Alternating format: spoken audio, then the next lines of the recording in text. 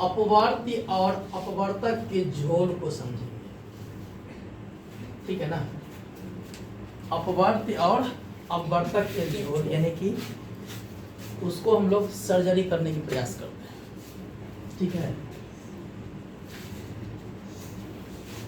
अपवर्तक का ही नाम है गुणनखंड, गुणनखंड। अपवर्त का नाम है गुणज, ठीक है। इसी का नाम क्या है, गुणज है, और अपवर्तक का नाम क्या है, गुणनखंड। इस बात को एकदम दिमाग में सटा लीजिए, ठीक है ना। बहुत बार सामने क्वेश्चन आता है, हम लोग फंस जाते हैं कि आखिर गुणज करने के लिए कह रहा है कि गुणनखंड करने के लिए कह रहा है, ठीक है। जैसे मैं एक एग्जांपल के रूप में 12 लिया, मैंने कहा 12 का गुणनखंड क्या होगा, तो तुम लोग सिर्फ दिमाग में इतना ही समझना कि 12 के गुणनखंड होने का मतलब हुआ कि ऐसा कौन कौन सा संख्या है जो 12 को पूरा पूरा काट देती है, मतलब पूरा पूरा भाग दे देती है, यानी 12 को पूरे विभाजित कर देती है। वह संख्या हमारे सामने क्या निकल के आती है, 1 2 3 4, क्या 5 भी होगा, 5 नहीं होगा। लेकिन पिछले एक वीडियो में हमने बोल दिया था धोखा से, है ना, लेकिन धोखा से बोला गया था, लेकिन याद रखना 5 नहीं होगा। 1 2 3 4 6 7 होगा, 8 होगा, 9 होगा, 10 होगा।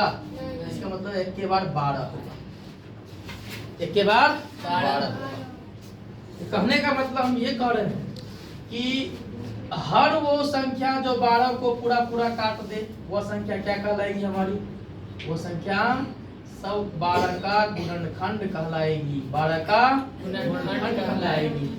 कुल मिलाकर के 12 का कितना गुणनखंड हो जाएगा, तो 1 2 3 4 5 और 6, कितना हो जाएगा, 6 गुणनखंड, ठीक है। दूसरी बात, गुणज क्या होती है, एग्जाम्पल यही कि 12 का गुणज क्या होगी, 12 का गुणज क्या होगी, 12 का गुणज। हमने कहा गुणनखंड तो वो हो गया कि 12 को जो जो काटा वो सब क्या था, 12 का गुणनखंड था। और 12 जिसको काट देगा वो सब क्या होगा, 12 का गुणज हो जाएगा, यानी कि 12 का अपवर्त हो जाएगा। देहाती भाषा में समझाए थे क्या करना है, तो 12 कान के पढ़ दियो, ठीक है।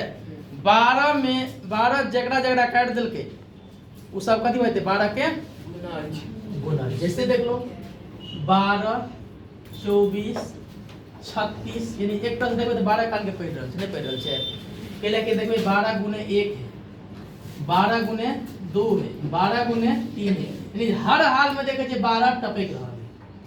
एक मतलब की बात है, यानी इसका मतलब क्या हो जाएगा कि 12 का ये गुणज है, क्या क्या 12 24 36, यानी साधारण भाषा में समझो कि गुणनखंड का मतलब कि हर वो संख्या जिससे 12 कट जाता है, यानी 12 ही नहीं, यानी कहने का मतलब जिस संख्या का गुणनखंड कहेगा ना, कहने का मतलब हर वो संख्या उसका गुणनखंड होगा जो उस संख्या में भाग दे दे। उस संख्या मतलब एग्जाम्पल में बताए थे कि 12 का गुणनखंड क्या होगा, तो 12 का गुणनखंड हर वो संख्या होगा जो 12 को पूरा पूरा काट दे, यानी भाग लग जाए।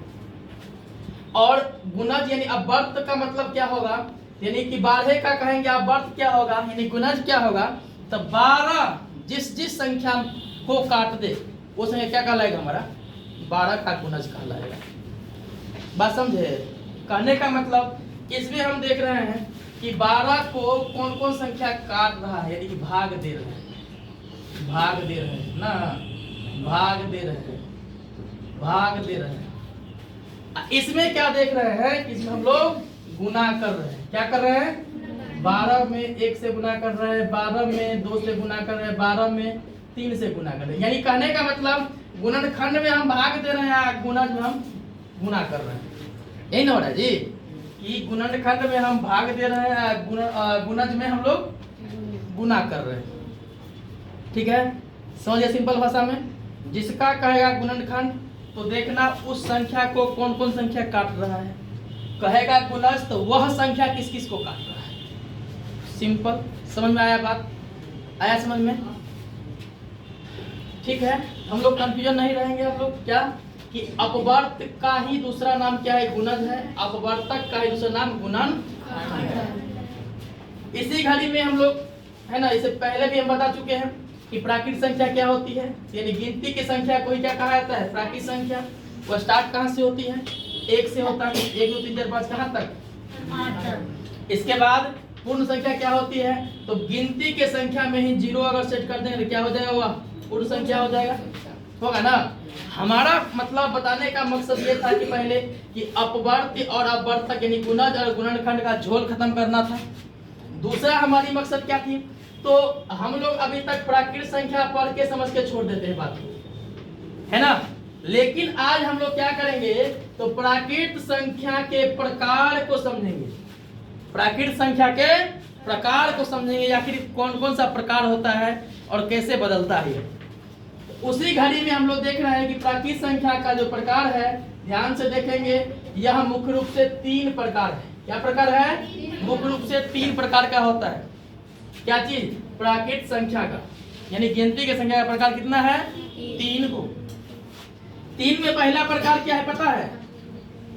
कि वह संख्या जिसका अपवर्तक, इसीलिए पहले बता दिया, अपवर्तक।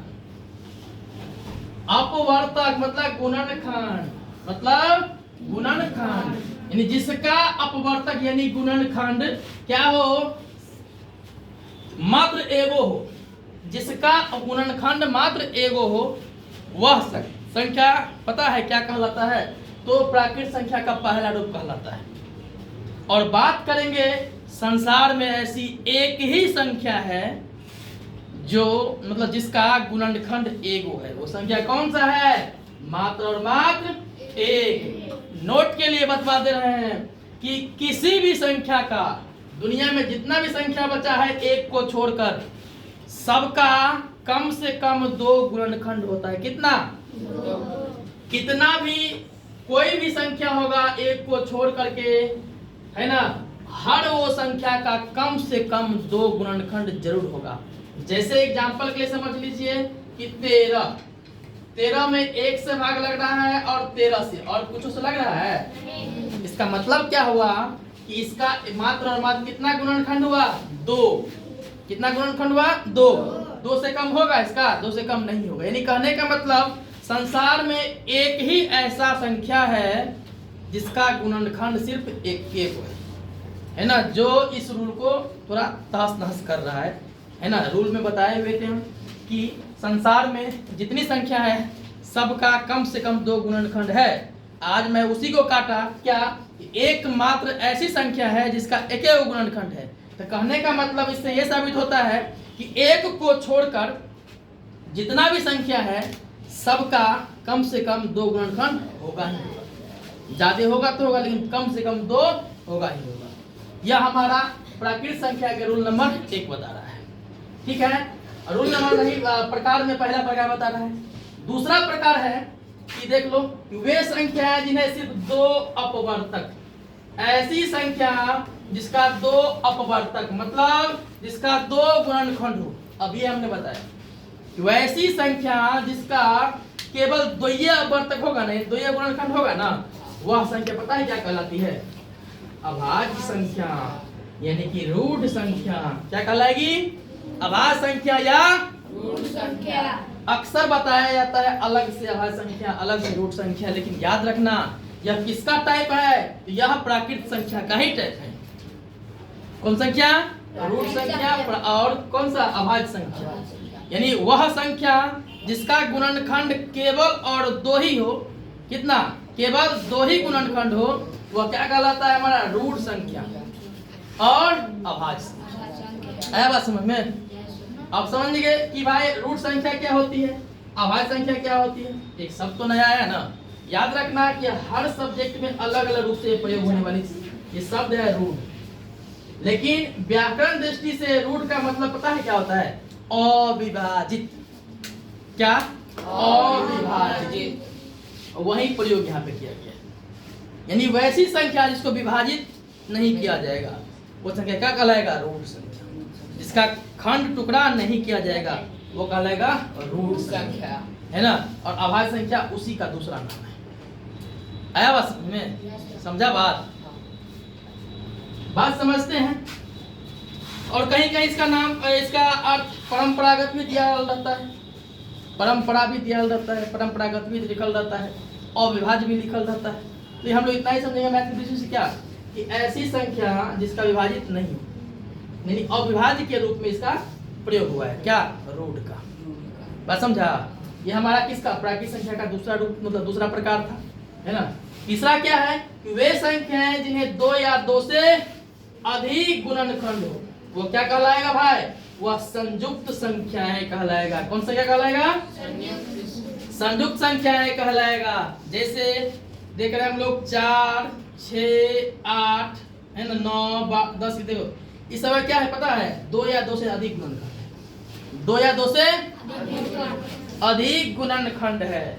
एक बात और दिमाग में सेट करके दिमाग में रख लो, वैसे आगे और भी बताएंगे इसमें, अभी इतना तक ही रखते हैं हम लोग। यानी कहने का मतलब अभी हम लोगों ने पढ़ा प्राकृतिक संख्या के 3 प्रकार। कितना प्रकार? 3 पहला प्रकार से क्या हमें मिली कि दुनिया में एकमात्र एक ऐसी संख्या है जिसका क्या होगा? एक के गुणनखंड होगा। वह हमारा टाइप 1 बताया इसका प्राकृतिक संख्या का। और टाइप 2 क्या बता रहा है हमें कि वह संख्या जिसका केवल 2 ही गुणनखंड होगा वह संख्या अभाज्य या रूढ़ कहलाएगा। और टाइप 3 क्या बताया कि वह संख्या जिसका 2 या 2 से अधिक गुणनखंड हो वो संख्या क्या कहलाएगा? संयुक्त संख्या कहलाएगा। इसका भी और भी नाम है ना। टाइम कम होने के कारण सभी इतना ही हम लोग छोड़ रहे हैं, इसको आगे हम लोग अगला क्लास में देखेंगे। ठीक है, इतना समझ में आया बात? ठीक है।